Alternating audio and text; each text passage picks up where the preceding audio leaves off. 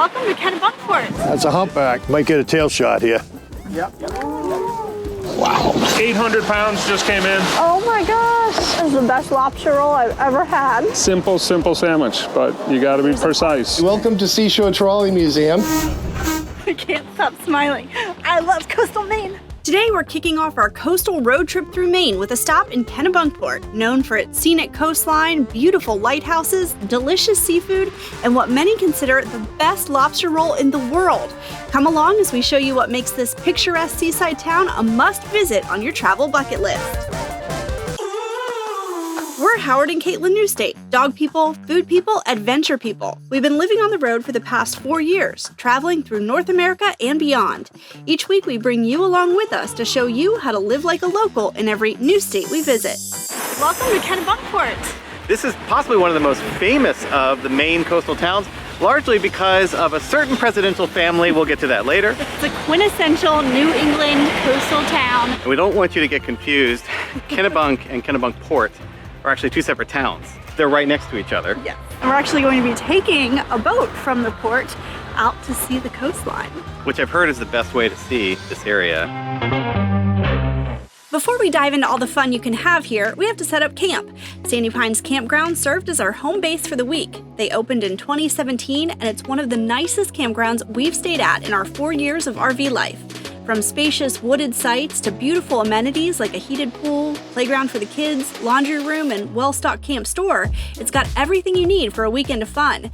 And last year, Sandy Pines Campground was named one of the best places to go glamping in New England by Travel and Leisure magazine. We're heading over to check out the camp cottages. If you don't have an RV like us, there are many ways that you can still enjoy Sandy Pines Campground. This is the Bliss Cottage. I've already gotten a sneak peek and it is absolutely beautiful. Come on in.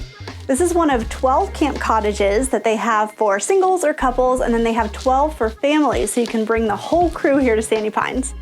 We've made our way over to the glamping tents, and I am already blown away, and I haven't even gone inside. Look at this. Is this not the most beautiful glamping tent you have ever seen? Okay, this is definitely the definition of glamping to me. And we just learned too that each glamping tent is individually designed by a professional designer, and you can really see all of the touches in here that go into making this just an incredible experience. Everywhere I turn, I keep finding like different touches, and look at this, they even have a hair dryer here, so you can blow dry your hair with a mirror. I mean, what other tent can you do that in? So in addition to cottages and glamping tents, they also have something called unique retreats, and they truly are unique and kind of run the gamut as far as what you can reserve to stay in. There is an old school Airstream here. Oh my gosh, I just feel like everything just gets more and more cute. Look at this. It's like woodland creature themed. This one has a beautiful view of the marsh. I would stay in this one too. Kennebunk and Kennebunkport are loaded with unique shops, great local beer, and tons of dining options. But if you only eat one thing while you're here, it has to be a lobster roll, and it has to be from the legendary Clam Shack. The Clam Shack was actually started in 1968. That little shack was built. 800 pounds just came in. Oh my gosh. These guys will all be cooked tomorrow. Born and raised in Maine, Steve Kingston worked his way up from a humble lemonade stand in town to the king of lobster, purchasing the Clam Shack back in 2000. And I consider myself more the guardian of the Clam Shack. It was right around that time that the popularity of the lobster started exploding. The food media has been very kind to the lobster, the great lobster of Maine. And when that started happening, you want to come to Maine, you're going to talk about lobster, you're going to eat lobster, you're going to enjoy lobster. We were doing a good job with it, so a lot of food writers found us. It's always fun to have celebrities come in. And we also do all the seafood for the Bush family. And when the Bush family have guests, we serve the seafood down there. We've been very close relationship with 41 and 43, as we call them, because when you have two presidents in town, and they're both named Bush and George Bush. Right, what doesn't get confusing at all. We had Quentin Tarantino a few years back after the shooting of one of his movies wanted to do a lobster roll tour. So he did his research and he showed up at the Clam Shack. And so what is it about your lobster roll that is the best? Well, a lot of it comes down to the fact that we control the processing and picking of this meat every single day, several times a day. We buy from local lobstermen. we cook them off in a really small batch. So we're not processing hundreds of thousands of pounds. We're doing 50 pounds at a time. I like to call it now a micro boil. So that small boil allows us to control the quality of the meat, and we do create a lot of meat. We will cook 1,000 lobsters to serve 400 or 500 sandwiches every day in the summer. That lobster meat, that Maine fresh lobster meat, is supposed to be the star of the show. So this is the end result of 50 pounds of live lobster. Once we cook it, shuck it, clean it, and we'll now be ready to make, probably 40 sandwiches. Delicious lobster rolls. Hand-picked this morning. It is out of control, delicious. Do you eat lobster? Oh yeah. Oh my gosh. As fresh as it can be. You really can taste the difference. Like, it's pretty good. Oh my gosh. When it's that fresh and cooked in salty water, God. That's new shell Maine lobster, absolute best you can find. And it doesn't stop there. After the microboils and hand picking, the meat is split up into cups to make sure that each sandwich has every part of the lobster. Take 2 pieces of tail, 2 claws, some knuckle, and it'll go into every single individual cup. We'll pick through it and make sure that each cup has a little bit of lobster, because I want to make sure that you get a full Maine lobster. I'm just blown away by the attention to detail that goes into a sandwich. Like, that is incredible. We first cut that Riley roll, that homemade bun, and we're gonna put some butter on it and put it on a flat top griddle so it gets nice and crispy. We want a nice brown on that. Looks beautiful, toasted. We'll put the bread into a boat, and we'll take one of our cups of lobster. We'll put that fresh lobster meat right on the bottom of the bread. And then you gotta figure out, are you doing the butter, mayo, or both? We're gonna go both, right? So we're gonna take some nice, warm, very good quality butter. And we're gonna drizzle the butter over the meat. Take the top of the bun, and we're gonna take a nice scoop of mayonnaise, really good, extra heavy mayonnaise, New England style. Put it on top of the bun. Put the two together, garnish it with a lemon. Simple, simple sandwich, but you gotta be precise. You need to have it be a cold meat, fresh, cold lobster meat. A little bit of mayonnaise. If you want to add butter, go for it. Okay, do you find that is a controversial, the cold versus hot? It is a little controversial, but a lot of people who come to Maine know what they're getting. All right, this is the moment I've been waiting for, and of course I went with both mayonnaise and butter. It's true. That is the best lobster roll I've ever had. I can't wait to see what you think. It really is the best, isn't it? It's just on a whole nother level, guys. It's so flavorful. And I gotta admit, both is the way to go. Yeah. The butter makes it better. The mayo, delicious. How did we live before? I don't know. Before this moment. I don't want it to end. So if someone can't make it up here to Maine, or they're missing your lobster roll, you have a solution. So we have the Maine Lobster Roll Kit. We were the first people to design this in 2002, but we take all the fixings of our fresh stuff here, the homemade buns, our fresh picked meat. You get a stick of butter, a lemon, our mayonnaise, and you can make it at home. We sell it on GoBelly. Go to GoBelly.com, order the Maine Lobster Roll Kit from the Clam Shack. It's the best one. And if you want a taste of Maine and the best lobster roll in the world, we'll have a link in the description below for how you can win your own lobster kit delivered right to your door. So we just found out from the friendly parking attendant that this large ship that is in the harbor is actually a floating bar. The ship was like rotting somewhere, and so the owners decided to give it like a second life. They've redone it from top to bottom. There's a beautiful wooden bar inside, and then if you go downstairs where the bathrooms are, like those are super pretty, and they've got booths down there. That was a really fun experience. Very cool. From the land to the sea. We're doing something that is a must-do in the summer in Maine. You gotta go out on the water and you gotta try and see some whales. And we're going on a rib boat, which is a smaller boat. We were just informed that we might be going upwards of 45 miles an hour. It's a very fast whale watching adventure. It gets a little breezy. It's going to be cool out there. The water temperature is about 52, 53. Basically, you're going to be in a motorcycle riding at 50-something degrees. Here we go. You ready?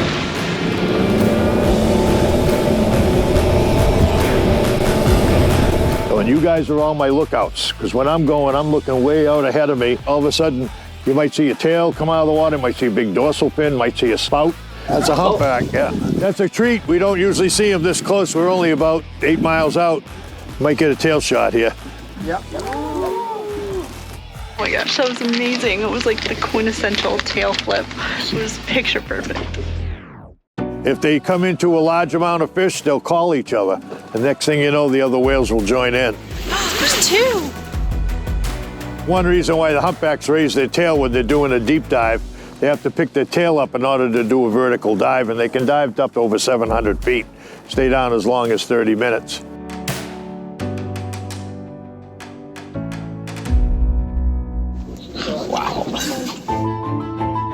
It's the only known spot on the eastern seaboard where there was cannibalism. Way back then, they called it Boon Island because it had so many wrecks around it. All the lighthouses were pretty much given up in the late 70s. The Coast Guard sold a lot of the land. Individuals bought it, lighthouse trusts, different land trusts would buy them. They have to maintain the light and the horn. They can't, in other words, they can't wreck the lighthouse. They figure it's haunted by this woman named Catherine. Her and her husband, right after their honeymoon, moved out here to take care of the lighthouse. A winter storm come up. He came out of the house at the time to go up to the light to light the light. A wave hit him, knocked him off into the rocks and killed him. She managed to get him back in the house. About 3 days later, the townspeople noticed the light stopped coming on. They came out to see what was going on. She was walking around the island out here, delirious in her nightgown, babbling. She died a short time after that, and ever since then, anybody that's been out here, any lighthouse keepers, will always reported seeing the ghost of this woman. Don't expect anything to go, Sea lions do that. Seals are quieter, but they do howl. You all of a sudden start hearing, whoo, and that's a seal.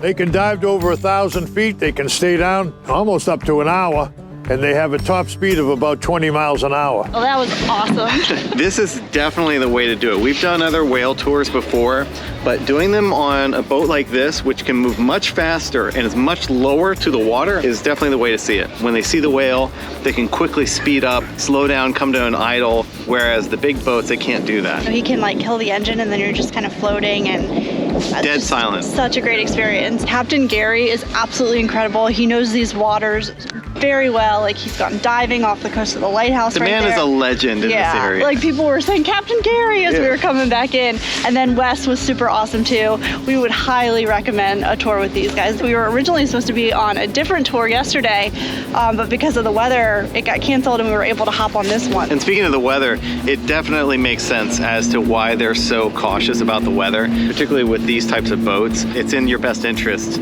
to have nicer, calmer weather when you're doing something like this, because these go up to 45 miles an hour. We got to experience that at the end. Yeah, doing donuts in the parking lot is pretty much what we just did. So much fun. Well, good morning from a rainy Kennebunkport. Yeah, you might be able to hear the raindrops on the roof of the car. Yeah, we woke up this morning and it was pouring. So I thought it'd be kind of interesting to see if we could find indoor activities that we could show you, even if you're along a coastal area. So we're gonna go check out the Seashore Trolley Museum, which is one of the most unique museums we've ever come across. Welcome to Seashore Trolley Museum. My name is Bill, and Steve will be our motorman for this ride. The world's first and largest electric railway museum can be found right here in Kennebunkport. It was right around just after World War II, founded by volunteers. Most of them are people like me who donate time or sweat. But instead of looking at trolleys on display behind glass, you can actually hop on and take a 3-mile ride on a piece of history, learning all about how these beautifully restored cars helped shape modern-day transportation.